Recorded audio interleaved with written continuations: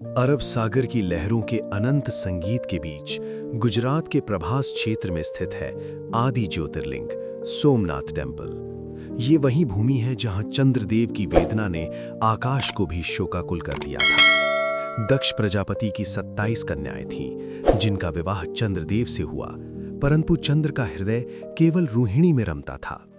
अन्य पत्नियों की उपेक्षा ने उनके पिता दक्ष के क्रोध को ज्वालामुखी बना दिया।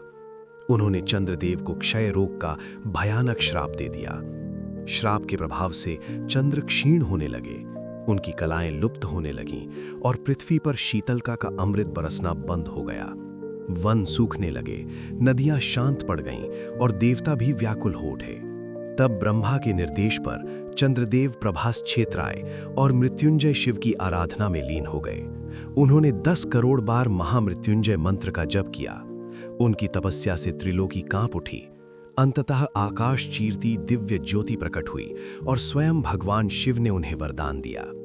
कृष्ण पक्ष में तुम क्षीण होगे, शुक्ल पक्ष में पुनः पूर्णत्व को प्राप्त करोगे। इस प्रकार चंद्र की कलाओं का चक्र आरंभ हुआ और प्रभास क्षेत्र में शिव सोमनाथ के रूप में स्थापित हुए, सोम के नाथ। दक्षिण दिशा में कृष्णा नदी के पावन तट पर श्रीशैल पर्वत की ऊंचाइयों में विराजते हैं मल्लिकार्जुन ज्योतिर्लिंग। ये कथा केवल तपस्या की नहीं, माता पिता के स्नेह और पुत्र वियोग की भी है। एक दिन गणेश और कार्तिकेय में विवाह को लेकर विवाद छिड़ गया। शिव और पार्वती ने परीक्षा रखी, जो पहले पृथ्वी की परिक्रमा कर लौटेगा वही विजयी होगा। कार्तिकेय अपने वेगवान मयूर पर सवार निकल पड़े। गणेश ने गहन चिंतन किया और माता पिता को ही संपूर्ण ब्रह्मांड मानते हुए उनकी 7 परिक्रमा कर लीं। शास्त्र सम्मत इस बुद्धि से वे विजयी हुए। जब कार्तिकेय लौटे और सत्य जाना, उनका हृदय आहत हुआ। वे क्रौंच पर्वत पर चले गए। पुत्र वियोग में व्याकुल माता पिता उन्हें मनाने पहुंचे, पर वे और दूर चले गए। उस क्षण की पीड़ा में वहीं शिव पार्वती ज्योतिर्लिंग रूप में स्थिर हो गए।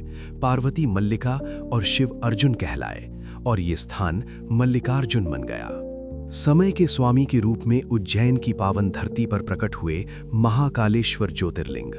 अवंतिका नगरी में दूषण नामक असुर ने अत्याचारों की पराकाष्ठा कर दी थी। ब्राह्मणों की तपस्या भंग की जा रही थी। भय से कांपते भक्तों की पुकार ने आकाश भेद दिया। तभी पृथ्वी फटी, एक भीषण गर्जना हुई और अग्नि के स्तंभ से महाकाल प्रकट हुए। उनकी ज्वालामयी दृष्टि मात्र से दूषण भस्म हो गया। ब्राह्मणों की प्रार्थना पर वे वहीं कालों के भी काल बनकर विराजमान हुए, महाकाल जो स्वयं समय को भी नियंत्रित करते हैं। नर्मदा की गोद में मंधाता पर्वत पर स्थित है ओमकारेश्वर टेम्पल। यहाँ नर्मदा 2 धाराओं में विभक्त होकर ओमकार की आकृति बनाती है। कथा कहती है कि विंध्य पर्वत ने अपनी महत्ता सिद्ध करने हेतु घोर तप किया।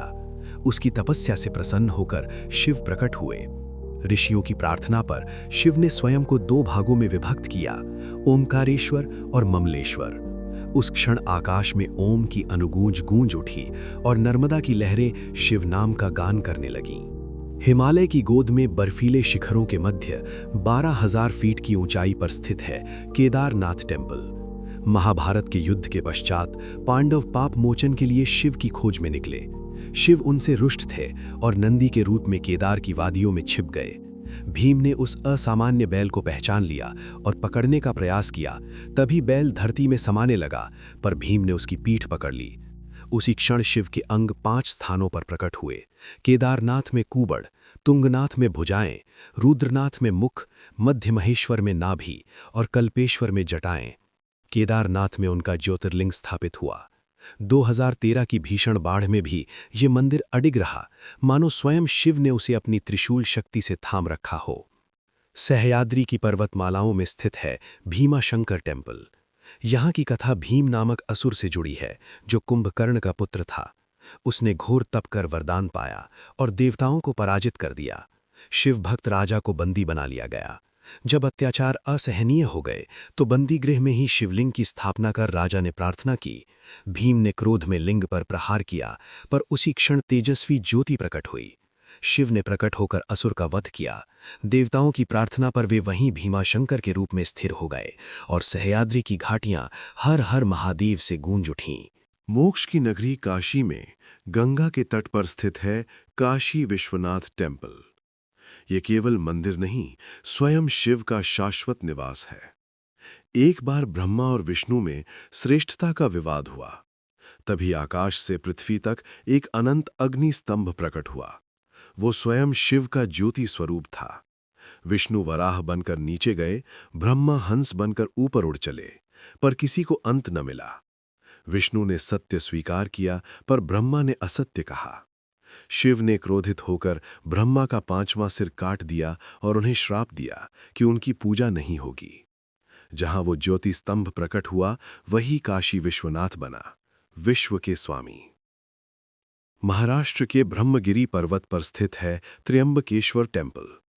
यहां गौतम ऋषि का आश्रम था। एक बार भीषण अकाल पड़ा। गौतम ने वरुण देव की तपस्या कर जल स्रोत प्राप्त किया और सबकी सहायता की।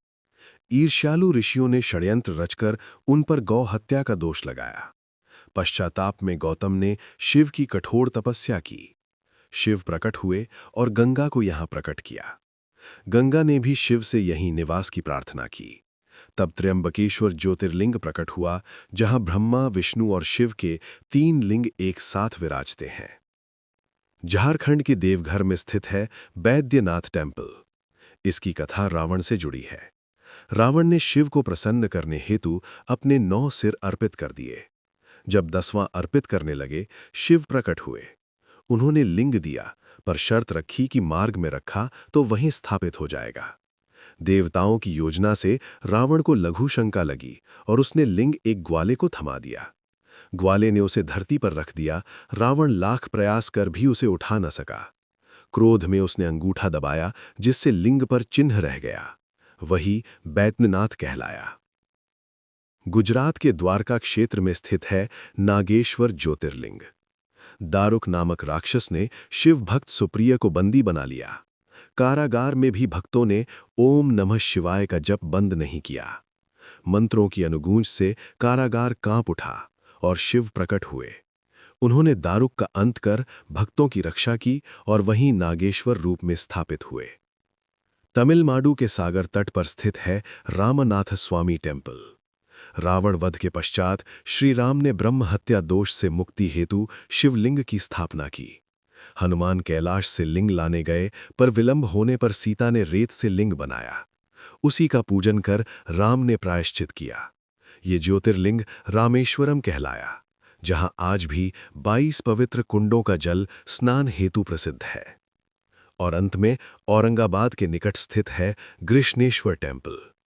घुष्मा नामक स्त्री प्रतिदिन 1001 शिवलिंग बनाकर उनका पूजन कर जल में विसर्जित करती थी। उसकी बहन ने ईर्ष्या में उसके पुत्र की हत्या कर दी और शव उसी सरोवर में फेंक दिया।